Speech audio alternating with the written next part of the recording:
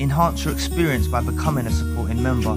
Gain access to unseen videos and video requests. 3-day free trial by visiting zionmembership.com. Ones, empaths, the way you just pulled back, they disrespected you, they crossed the boundary, and you pulled back, and you just, went with silence. It's the most powerful thing you can do. You see, it's better than any argument.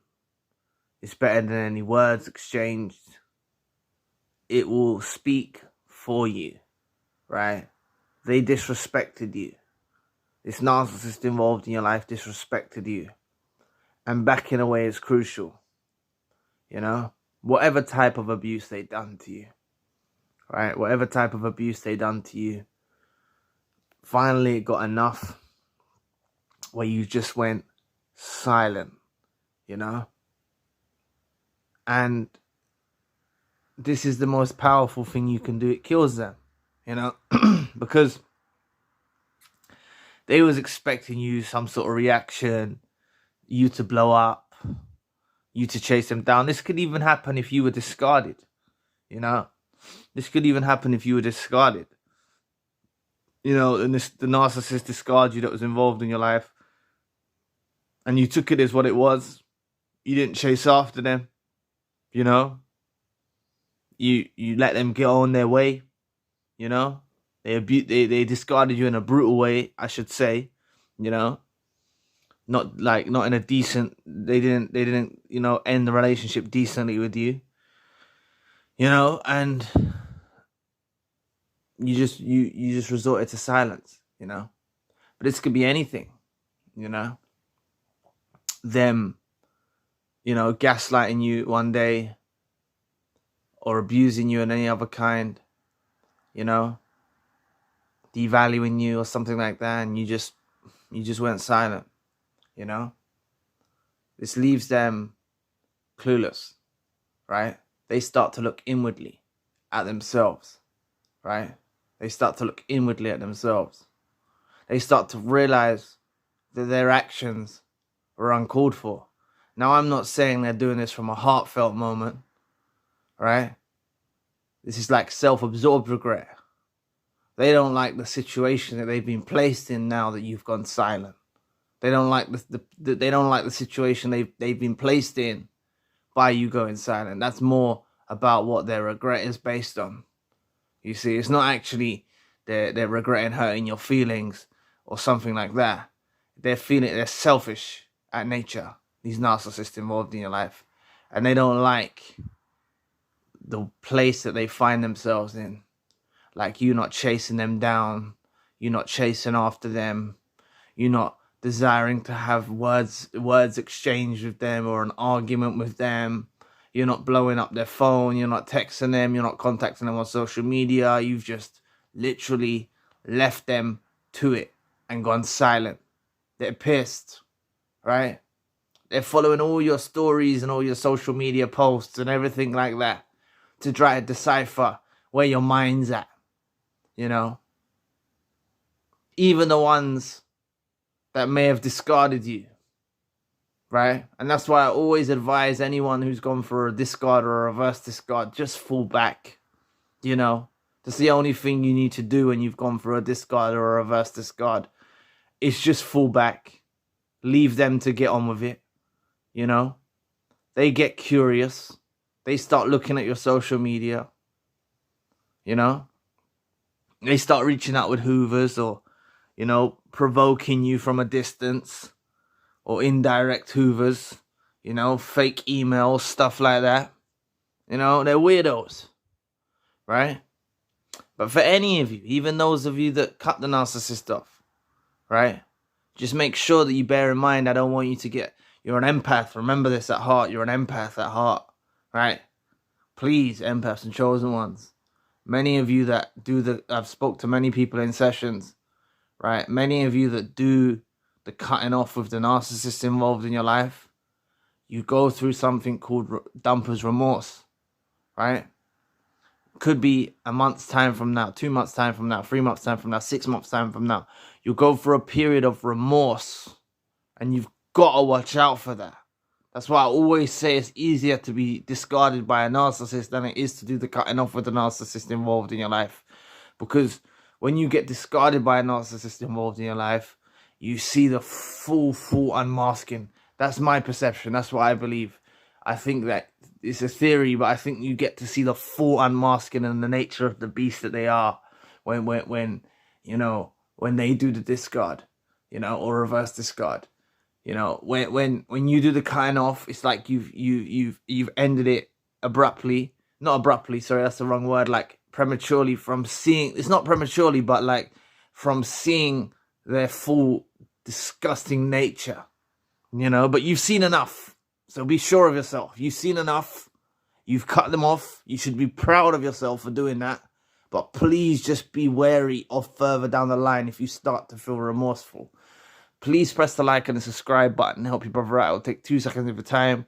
Just like this video showed up for you. Help it show up for someone else in the community that it may be of benefit to. Remember, if you would like a one-to-one session with me and me to shed some light on your issues and us to, you know, bounce off each other and, you know, get some clarity on the situation that you're going through, remember you can always reach out for a one-to-one session with me. The link is in the description box. But look, your silence cuts deep, you know? Whether you were discarded, reverse discarded, or you cut the narcissist off that was involved in your life because they become too toxic, you know, you withdrawing to silence speaks better than any word. You don't need to say nothing, right? You don't need to say nothing to them ever again, right? And like I said, if you've done the cutting off, be cautious of the dumper's remorse, right? If you've been discarded or reverse discarded, please don't fall into, you know, the frequency of feeling like a reject or feeling like your silence doesn't carry any power, because it does.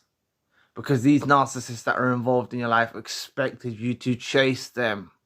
They expected you to get into an argument with them. Same if you cut the narcissist off that was involved in your life and you've gone silent now. They all expected you to get into some kind of argument. They expected you to pursue them. They expected you to want to talk to them. This is what they expected from you. This is what they anticipated from you, right? This is what they, you know, when they were behaving in the way they were, you know, disrespecting you. They believed that there would be some kind of retaliation from yourself, you know. And they were hoping for that. They love negative supply. They love it. They love it. They thrive off negative supply. And if you've just backed away and not given them no form of supply, you've just backed away now, you know, you maybe said a couple last words or whatever you did, you know, and you've just backed away, it drives them crazy. It drives them crazy. They start to think about that disrespectful thing they've done. They start to realize, okay, this person does have boundaries. They do have lines that they shouldn't cross, you know. They do start to realize that they shouldn't have acted in that way. Not because they know it's wrong, but they know that you've got resilience and strength and you've got boundaries in place, and they've overstepped their mark, you know. They're aware of that. They're conscious of that. So watch out for them trying to hoover you back in, or indirectly hoover you back in, or provoke you from a distance, or flaunt a new supply in your face, or do any types of deranged narcissistic behavior to try to bait you out. You know, this is what they do. They love provoking you from a distance. You know, they love trying to bait you. They want some kind of response from you. You know, these narcissists that are involved in your life, you know, they're checking their messages, they're checking their WhatsApps, they're checking their Telegrams, they're checking to see if you've messaged them or you've contacted them. They're checking their social medias. You know, when they get a notification on whatever, you know, messaging app or, you know, phone calls or whatever, when they get a notification or their phone rings, they're hoping it's you. You know, they're sitting there hoping it's you, and it's not, because you've gone silent and it's killing them. You know? That's what it is. That's what their life consists of now. Right? You know, they'll be checking their emails, going to their email folder, checking if you've messaged them, right? This is what they'll be doing. They'll be searching through every possible outlet that you could have connection with them, and they're checking to see, right? And then they're spying on your social medias to see if you mention them, you know, or you post something in relation to them, you know. They're watching everything. You know, they disrespected you in whatever way they done. You know, whether they disrespected you in the way they discarded you, or reverse discarded you, or they disrespected you in their toxicity when you had to cut them off. They overstepped the mark, right? And the best strategy is to fall back, right? Don't fall into no argument with them. Don't feel the necessity to chase them down, or, you know, try and attempt to be back with them. You know, it's been revealed now that this person is no good for you. It's been revealed, clear as day, that this individual is no good for you, right? They're no good for you. And please, chosen ones and empaths, I have to reinforce this, because this is what happens, right? When you do the cutting off with the narcissist involved in your life, you have to be very cautious that you are going to get further down the line. It may not happen to all of you, right? You know, they may have disrespected you in such a way that this isn't going to occur, but I have to put it out there just in case. You could go 6 months down the line and start feeling remorseful, and then, you know, regain contact with the narcissist, right? And you need to be aware that this remorseful feeling that you're feeling towards them is something that happens, and it's occurred in science, right? It's even in science, you know. When there's space and distance between people, and narcissists aren't exempt from this either, right? You'll go through something called dumper's remorse. So this is the same for those of you that were discarded by the narcissist. The narcissist will also go through a dumper's remorse, self-absorbed remorse, you know. They may have said they've discarded you for this reason or that reason or that reason. They'll get further down the line, you know, and their mindset will change. But it also happens, it happens for the person who initiated the dumping, right? You go through a process of feeling like you made the wrong decision, right? But you know you're dealing with a narcissist involved in your life. The difference with the narcissist going through dumper's remorse is you are genuine, kind, empathetic, loving, loyal. They've got positive memories of you. You, the people that have done the cutting off with the narcissist involved in your life, have got a lot of negative memories to reinforce and to try and deflect any dumper's remorse going on inside your minds, right? So just remember, staying silent is key. It speaks louder than words. It's better than any argument. It's better than any actions. It's better than anything you could possibly do, right? It makes them reflect. It makes them look inwardly. It makes them realize that they disrespected you and crossed boundaries, right? It makes them know that. It makes it difficult for them to contact you because they're stubborn, right? The more and more time goes past, the more and more desire they're going to get to try and reach out to you. They'll do something. They'll try a hoover, please stay strong. They'll try something, provoking you from a distance somehow. They'll try something, trying to make you jealous of the new supply. You know, they'll do something to try and irritate you or anger you. They're pathetic. They're absolutely pathetic. So stick to your guns. Know you're staying silent. And know in your heart of hearts that you don't want a conversation with them. You don't want to talk to them. You don't want to have to hear what they have to say. Anything that they say now is going to be a load of old shit. Sorry for my language. I'm so sorry. But it is. It's going to be a load of rubbish. You know? They're just going to spew some rubbish. You know? Oh, I done it this way because of that. Oh, I done this because of this. Oh, I done that because of that. Like, you don't need to hear none of that.